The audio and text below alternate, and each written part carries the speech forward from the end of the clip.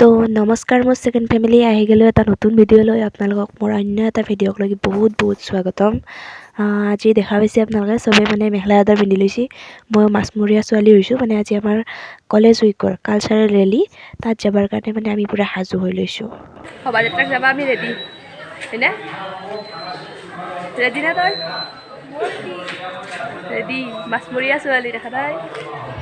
তো গাইজ, আজিৰ দিনটোৰ প্ৰথম কাৰ্যসূচী পতাকা উত্তোলন ইয়াতে কৰা হ'ব। তো পতাকা উত্তোলন কৰাৰ কাৰণে চবে এনেকৈ থিয় হৈ লৈছোঁ ইয়াতে।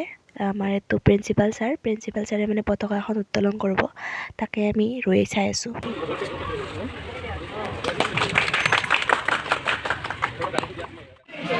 গাইজ চবে ৰেডি হৈ আছে পুৰা, মানে এলা ব্লগছ চব একদম ৰং বিৰঙী হৈ গৈছে।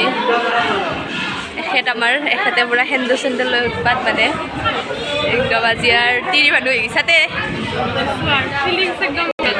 বেটাৰ না একদম মানে বিয়া ফিলিংছ লাগি গৈছে। সেই বঢ়িয়া কাৰণ আমাৰ বুঢ়া মানুহটো ক'ত গ'ল? এটা বুঢ়া মানুহ হৈছে যে হৈ গ'লতো সেইটো বা এটা বুঢ়া মানুহ হৈছে, কি ধুনীয়া দেখা আছে ৰাস্তাটা একদম বুঢ়া মানুহ।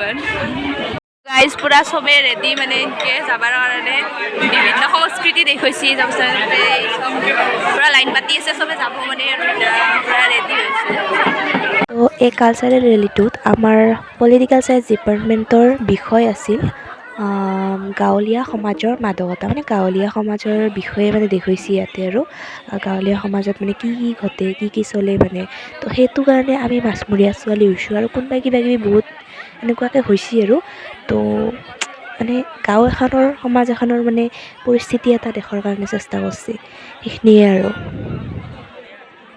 তো গাইজ ইনকৈ আমি মানে ৰাস্তাই গৈছোঁ। ইমান ৰ'দ দিছিল, মানে একদম অৱস্থা নোহোৱা হৈ গৈছিল আমাৰ ৰ'দত।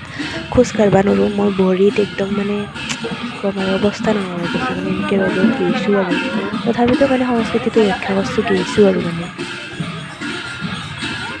ৰ'দত অৱস্থা একদম নাই, মানে বঢ়িয়া চবে দেখা হৈছে আৰু।